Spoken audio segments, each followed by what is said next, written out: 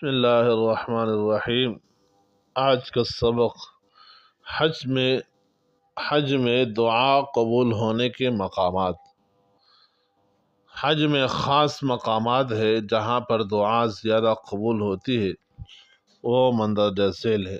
Number 1، بیت اللہ شریف پر پہلی نظر پڑتے وقت دعا قبول ہوتی ہے۔ ملتزم کے پاس یعنی حجر اسود اور خانہ کعبہ کی چوکھٹ کے درمیان دعا قبول ہوتی ہے۔ میزاب رحمت کے نیچے، بیت اللہ کے اندر زمزم پیتے وقت، مقام ابراہیم کے پیچھے، صفا اور مروہ پر سعی میں، عرفات کے میدان میں، مینا اور مزدلفہ میں رمی کے وقت، جمرات کے پاس، حجر اسود والے کونے اور خانہ کعبہ کے دروازے کے درمیانی جگہ کو ملتزم کہتے ہیں۔ یہ حصہ تقریباً 2 میٹر ہے۔ یہ قبولیت دعا کی جگہ ہے۔ اس مقام پر سنت یہ ہے کہ بیت اللہ کی دیوار سے اس طرح چمٹ کر دعائیں کی جائے کہ رخسار، سینہ اور ہاتھ چمٹے ہوئے ہوں۔ چنانچہ حضرت عمر رضی اللہ عنہ کے بارے میں منقول ہے کہ انہوں نے طواف کیا، نماز پڑھی، پھر حجر اسود کا بوسہ لینے کے لیے حجر اسود اور دروازے کے درمیان اسی طرح کھڑے ہوئے کہ اپنے سینے، ہاتھ اور رخسار بیت اللہ کی دیوار سے چمٹایا اور فرمایا کہ میں نے رسول اللہ صلی اللہ علیہ وسلم کو اس طرح کرتے ہوئے دیکھا ہے۔ حضرت ابن عباس رضی اللہ عنہ فرماتے ہیں کہ حجر اسود اور دروازے کے درمیان جو بھی دعا کرتا ہے اس کی قبولیت کے آثار دیکھتا ہے، یعنی دعا قبول ہو جاتی ہے۔ حتیم اور رکن یمانی کے درمیانی جگہ بھی ان مقامات میں سے ہے جہاں دعائیں قبول ہوتی ہے۔ حضرت مجاہد رحمہ اللہ فرماتے ہیں کہ رکن یمانی پر ہاتھ رکھ کر دعا کی جائے تو وہ قبول ہوتی ہے۔ تمام مقامات متبرکہ میں مقبولیت دعا کی زیادہ امید ہے، اور حضرت حسن بصری رحمہ اللہ نے اہل مکہ کی طرف ایک خط میں تحریر فرمایا کہ مکہ مکرمہ میں 15 جگہ دعا کی مقبولیت مجرب ہے۔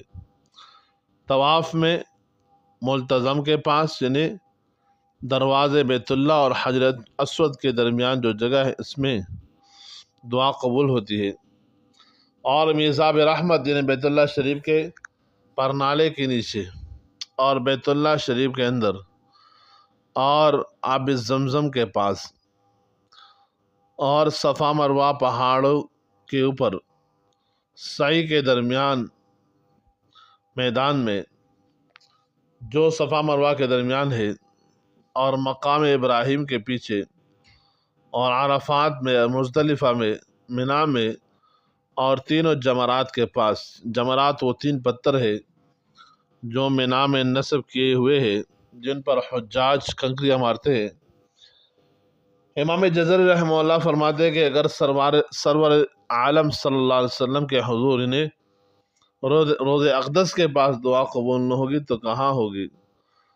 تو روضہ اقدس کے پاس جا کر حاضری کے دوران درود شریف کا ہدیہ پیش کریں اور دعاؤں کا بھی اہتمام ہو، اس کے آداب کا خیال رکھتے ہوئے دعا کا خوب اہتمام کیا جائے، اور حج یا عمرہ جو بھی اعمال ہے اس میں ان مقامات پر جاتے ہوئے اپنے لیے، ساری امت کے لیے ہدایت کی دعائیں مانگنا، اور ان مقامات کی خاص ادب اور احترام کرنا۔ روضہ اقدس پر حاضری کے وقت اس سے پہلے 2 رکعت نوافل پڑھنا، اور کامل وضو کر کے 2 رکعت نوافل پڑھے، اور پھر عاجزی کے ساتھ اپنے گناہوں کو سامنے رکھتے ہوئے استغفار پڑھتے ہوئے آپ صلی اللہ علیہ وسلم کے سامنے سلام پیش کرے، اور پھر آگے نکل کر دعاؤں کا اہتمام کرے۔ یہ مسنون اعمال ہے، اس کا خود بھی اہتمام کرنا، دوسروں کو بھی ان اعمال کا بتلانا یہ بہت ضروری ہے۔ اور ہم سب کی ذمہ داری اللہ تعالیٰ ہم سب کو حرمین شریفین کی بار بار حاضر نصیب فرمائے۔ اللہم صلی علی محمد و بارک وسلم علیہ۔